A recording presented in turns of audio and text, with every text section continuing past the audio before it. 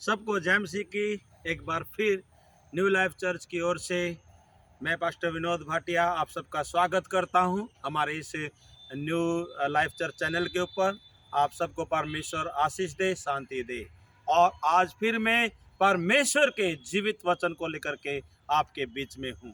और परमेश्वर चाहता है कि मैं यशा की किताब उसका 66वां अध्याय और 1 और 2 आयत से आप सब लोगों से बात कर पाऊं। और यहाँ पर इस प्रकार से परमेश्वर इंसानों से बातचीत करता है।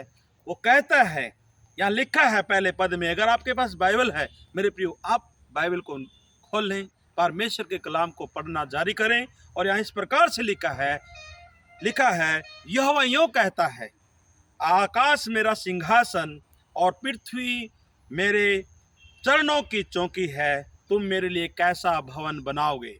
और लिखा है, और मेरे विश्राम का कौन सा स्थान होगा। परमेश्वर यहाँ पर दो बातें, दो पर्सन मानव जाति से करता है। मानव जाति इस संसार में हम देखते हैं, जब हम इतने धर्म इस संसार में परमेश्वर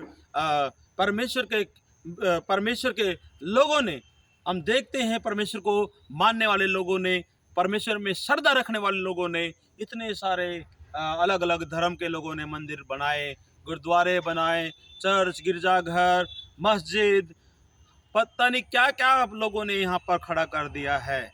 लेकिन मैं यहाँ पर परमेश्वर आपसे और मुझसे इस विषय पे बात करना चाहता है। वो प्रसन्न करता है, स्वर्ग उसका सिंहासन है। हालेलुया।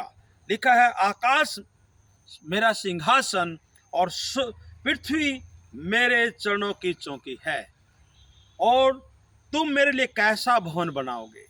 मेरे प्रियो, जिस परमेश्वर ने आकाश को रचा, आकाश की तमाम चीज़ों को रचा, आकाश के हम तारागणों को देखते हैं, सूर्य को देखते हैं, चंद्रमा को देखते हैं, उसने सारी बातों की सृष्टि की जो हम अपनी आंखों से भी नहीं देख पाते।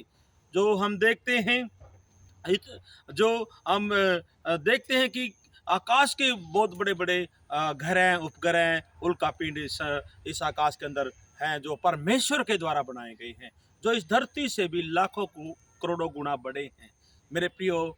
और वो परमेश्वर कहता है, आकाश उसका सिंहासन है और पृथ्वी उसके पांव की चौकी है। हालेलुया। पर मेरे प्रियो, वो बताना चाहता है इंसानों को, उन धर्मवादियों से, जो लोग परमेश्वर के मंदिर के लिए लड़ते हैं, झगड़ते हैं और कहते हैं ये मेरे अल्लाह का है, ये मेरे राम का है, ये मेरे बुद्ध का है, ये मेरे हम कहते हैं सिख लोग इस बात के लिए करते हैं कि ये हमारे गुरु ग्रंथ साहिब जी का है, गुरु नानक जी का है। तो बहुत सारे ऐसे मंदिरों के ऊपर झगड़े हम देख सकते हैं। दिन प्रतिदिन हम हजारों चीज़ें हम देखते हैं। लेकिन मेरे प्रियो, परमेश्वर आज उन सब से प्रसन्न करता है।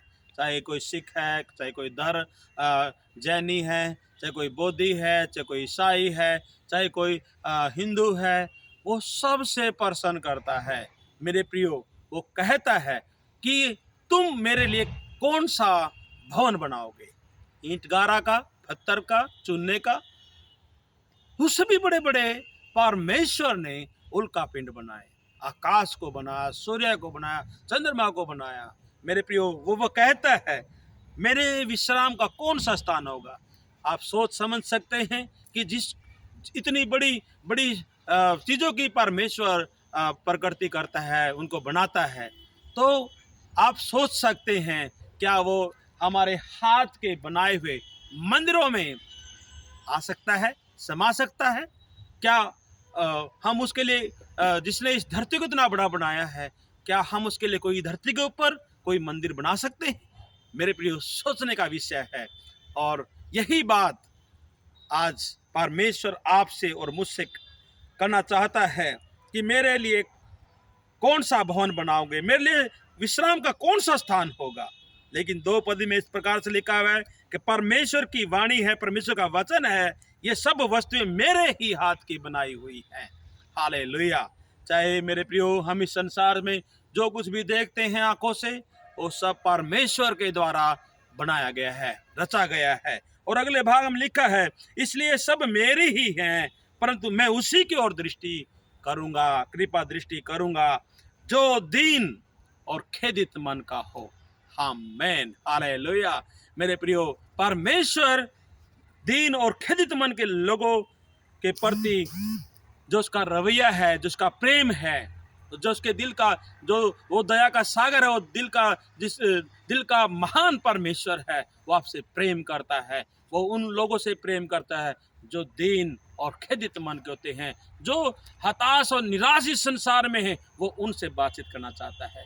आज मेरे प्रियो, जितने भी लोग आज आप अपने मन में खेदित हैं, मन से दुखी हैं, हताश हैं, निराश है अपने जीवन से, मेरे प्रियो, यीशु मसीह आप सबको नया जीवन, नए जीवन की आशीष देना चाहता है। आप संसार की तमाम चीज़ों को उनके ऊपर मन ना लगाएं, यीशु मसीह को खोजें। वो आपके जीवन में मेरे प्रियो आशीष देगा, नया जीवन देगा, और आपको उठा करके उस दलदल से, उस कीट से, उस बीमारी से, उस शराब से, उस मृत्यु के बंधन से छुड़ा करके आपको ऊंचे पे खड़ा करेगा।